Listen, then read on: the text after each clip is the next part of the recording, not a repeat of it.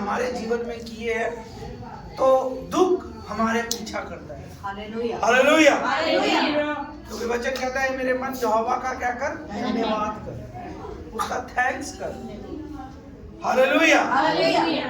हम भजन संहिता जो हम पढ़ते हैं, भजन संहिता उत्तरवादी पाठ में हम पढ़ेंगे। हम अपने वचन में जाएंगे। भजन संहिता 42 अध्याय 42 अध्याय और उसकी 1 से लेकर हम पढ़ेंगे 11 आयत तक। और एक वचन मैं पढ़ूंगा आपके आगे, एक वचन आपने पढ़ना है। दूसरा निकाल ले भजन संहिता की किताब पुराने नियम की, उसका 42 अध्याय और उसकी 1 वर्ष से मैं पढ़ूंगा। अगर निकाल लिया तो हम पढ़ेंगे। जैसे हिरनी नदी के जल के लिए हाँफती है, वैसे ही है परमेश्वर मैं तेरे लिए हाँफता हूँ। जीवन परमेश्वर का मैं प्यासा हूँ, मैं कब तक जानकर परमेश्वर को दिखाऊं।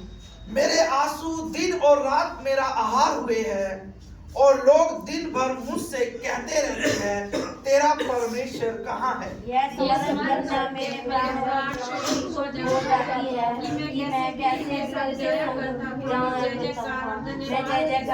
धन्यवाद के साथ परमेश्वर धीरे धीरे जाया करता है। हे मेरे प्राण तू क्यों गिरा जाता है, तू अंदर ही अंदर क्यों व्याकुल है। परमेश्वर पर आशा लगाए रहे, क्योंकि मैं उसके दर्शन से उद्धार पाकर फिर उसका धन्यवाद करूंगा। हे मेरे परमेश्वर, मेरा प्राण मेरे भीतर गिरा जाता है, इसलिए मैं यरदन के पास के देश से और हरमोन के पहाड़ों और मिस्गार की पहाड़ियों के ऊपर तुझे स्मरण करता हूँ। तेरी जल धाराओं का शब्द सुनकर जल और जल को पुकारता है।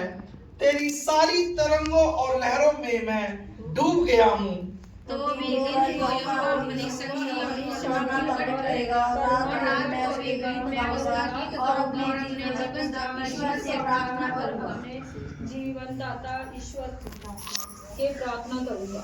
मैं ईश्वर से जो मेरी चट्टान है कहूंगा, तू मुझे भूल गया।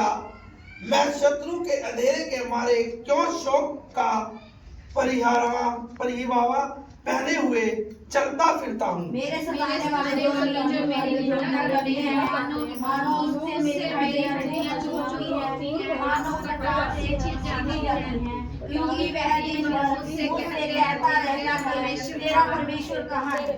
अब हम 11 अध्याय को इकट्ठे पढ़ेंगे। हे मेरे प्राण तू क्यों गिर जाता है, तू अंदर ही अंदर क्यों व्याकुल है। परमेश्वर पर भरोसा रख, क्योंकि वह मेरे मुख की चमक और मेरा परमेश्वर है, मैं फिर उसका धन्यवाद करूंगा। परमेश्वर के वचन पे पढ़े जाने पर आशीष। आमीन, आमीन, आमीन, आमीन, आमीन, आमीन। हालेलुया। प्रभु का धन्यवाद हो कि परमेश्वर ने हमें इतना अच्छा वचन दिया। परमेश्वर ने सारे ही वचन परमेश्वर के अच्छे होते हैं, पर जो हमसे बात करे, जो हमारे जीवन से रिलेटेड हो, जो हमारे जीवन को छुए, बाइबल कहती है परमेश्वर उनके लिए बोलता है। हालेलुया। क्योंकि मत्ती 4 में लिखा है, जब परीक्षाएं आती है परमेश्वर की, जब परमेश्वर को शैतान जब परमेश्वर से बात करता है, तो परमेश्वर उसे कहता है एक बात कि मनुष्य केवल रोटी से नहीं परंतु परमेश्वर के वचन से जो मुंह से निकलता है। मुंह से निकलने का अर्थ है कि परमेश्वर हमसे वो बात कर रहा है जो मेरा दुख है। जिस समय मैं परेशानी में हूँ, जिस समय मैं दुख में हूँ, क्या परमेश्वर मुझसे बात कर रहा है। Hallelujah, hallelujah, hallelujah. और उसका पहला अध्याय जो हमने पढ़ा, अपने वचन में मैं बाद में जाऊंगा, इसकी कहता है 2 अध्याय, परमेश्वर का मैं प्यासा हूं, मैं कब जाकर परमेश्वर को अपना मुंह दिखाऊंगा। Hallelujah, hallelujah, hallelujah. और इसकी 11 आयत कहती है, परमेश्वर पर भरोसा रख, क्योंकि वह मेरे मुख की चमक और मेरा परमेश्वर, मैं फिर उसका धन्यवाद करूंगा। Hallelujah, hallelujah. हालेलुया। हालेलुया। कहता है परमेश्वर का क्या कर भय। कहता है परमेश्वर, लास्ट आयत कहती है, कहता है परमेश्वर पर भरोसा रख।